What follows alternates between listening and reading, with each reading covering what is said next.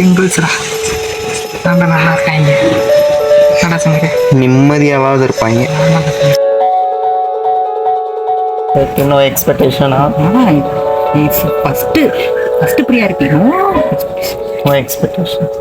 சிம்பிளாக சொல்லலாம்ல, ஏதாச்சும் ஒரு வரியில் அந்த மாதிரியா? லவ்வை பற்றி என்ன நினைக்கிறீங்க? இப்போ கூட இந்த மூமெண்ட் கூட அவங்க ஹாப்பியாக இருப்பாங்க. நீயும் நானும் இப்படி படம் வேணாம். No solution for that anything, right? இது வந்து யூனிவர்சல் ப்ராப்ளம். No solution. அதான் சொல்கிறேன், வருஷம் மாறிக்கிட்டே இருக்கு. புலம்பல் மட்டும் மாறவே இல்லை. எழுதி வச்சிருக்கேன்னா இடம் மாற மாட்டேங்கி. அதே பால்கனி தான், அதே 2 பேர், அதே புலம்பல்ஸ். We want love, not lessons. ஆனால் எல்லாமே லெசன்ஸ் தானே கிடைக்கும். லெசன்ஸ் மட்டும் நல்லா இருக்கணும். கொஞ்சோண்டு லவ் கொடுத்தாலும் மிச்சம் மன்னிக்கலாம். நான் சாப்டராக தப்பு இது.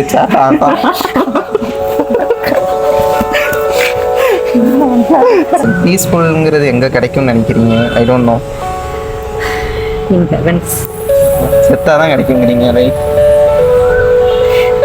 பரவாயில்ல, போகிற போக பார்த்தா வெங்கிலே அவ்வளோதான். முடிச்சு விட்டாங்க. என்னத்தை முடிச்சோட போறாங்க.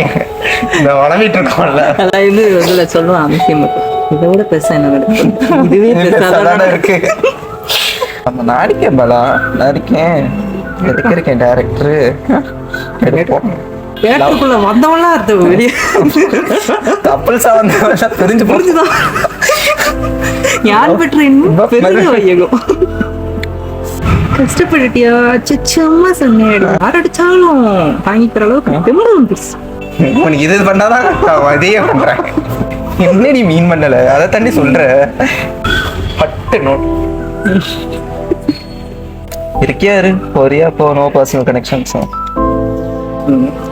லைலா போனாதான் ஸ்னேகா வருவா. ஃபில் இன் தி பிளாங்க்ஸ் மாதிரி இருக்கும். இந்த பிளாங்க்ஸ்ல வந்து ஒரு ஆன்சர் தான் போட முடியும். Okay, choose the best answer என்ன தெரியுமா? 4 ஆப்ஷன் இருக்கு, அதுல நீ ஒண்ணு இப்போ நினைச்சுக்கோ. நீ ஃபில் இன் தி பிளாங்க்ஸா இருக்கணுமா இல்ல சூஸ் தி பெஸ்ட் ஆன்சரா? For your life partner and future also. We always fill in the blanks rather than choose the best answer. Fucking choose it. பின்னாடி எழுதிக்கலாம்டா. கொட்டுதுல இப்படிலாம் பட்டாதான் கொட்டும் போல. வாங்கிக்கிட்டே இருக்க முடியாது. ஒரு டயலாக் வேணுங்கிறதுக்காக வாழ்க்கையில அடி எடுத்தோடனே அடியா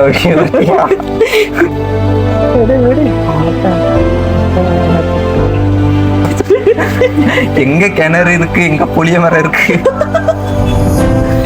ஆல்ரெடி போயிட்டு வந்துட்டோம். கீழே போய் பழம்பணும், நடந்து பழம்பணும், உருண்டு பழம்பணும். ஒரு கிணறு எட்டி பார்த்தோம். கிணறு எத்தனை என்ன வயசு அப்படிங்கிறாரு? 23 வயசு. என்ன கிணறுல எட்டி பார்த்துட்டு இருக்கீங்க? என்ன பண்ணிட்டு இருக்கீங்க? என்ன பண்றீங்க? வேலை தேடிட்டு எனக்கு கிணறு எட்டி பார்த்துட்டு இருக்கீங்க. So something we never imagined in our life. இனி திருப்பி வராதீங்க. இனிமேதான்டா வாழ்க்கையே இருக்கு.